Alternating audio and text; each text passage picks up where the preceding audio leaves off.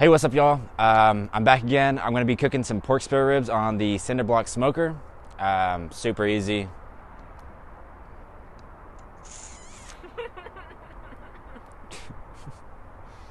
What do y'all want me to say?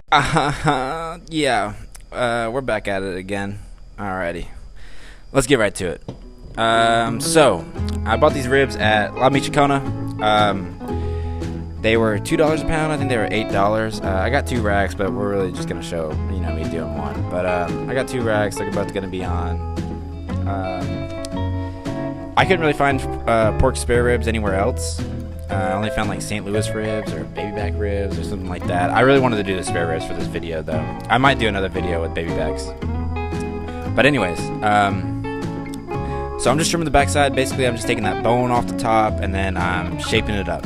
I mean, that's pretty much it with the ribs. Like, take that bone off and then you get them round. And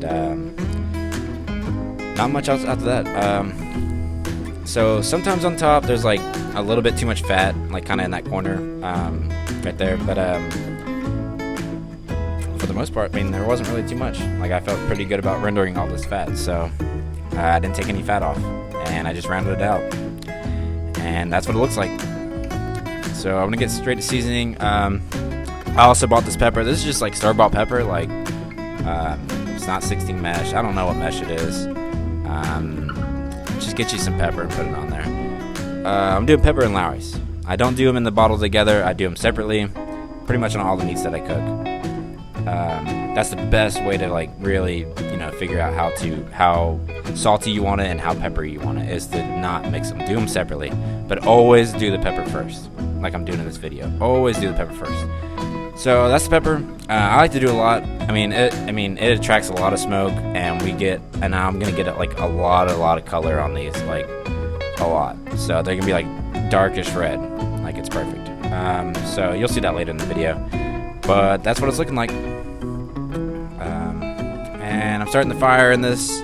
I know I didn't show it in the first video, but this is how I start the fire in there, on the bricks that I laid down. I do a half bag of coal, kind of let that burn, and I want it to like break down pretty good before I put on some logs. I'm starting out pretty low. Like, I want it to be like smoky and like low temp. So putting those on, I'm kind of smushing them, make sure they are nice and round. Smush, and that's what they're looking like. And I'm doing the thick side towards the firebox and the bones towards the smokestack. So I'll go ahead and close those in. Yep. 2 hours. Yeah, first couple hours was nice and smoky, kind of low. And that's what they're looking like. So they're nice and dry on top. That bark is really starting to set. This is the best way to set the bark and get like a nice smoky flavor on the ribs. So I'm just, to get it hotter, I just kind of like move those logs apart, and they're starting to break down like this. This is a shot from that one brick that I left turned sideways.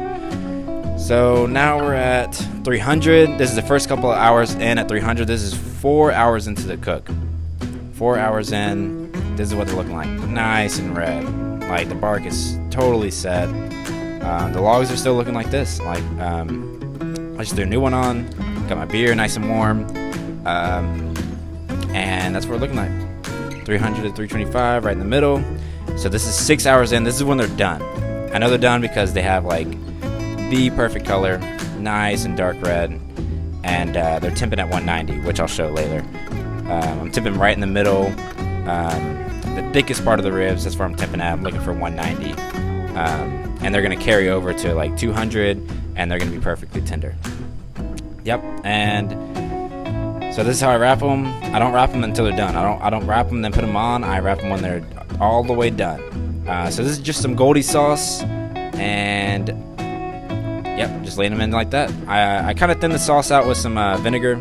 That's why I was spritzing it in there, just to make the sauce a little bit thinner so it's not as thick on the ribs.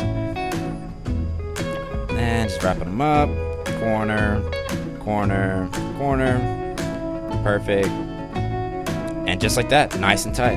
I want it nice and tight in there, and I'm gonna stack them up, and they're done. And that's a big dog. That's a big good dog.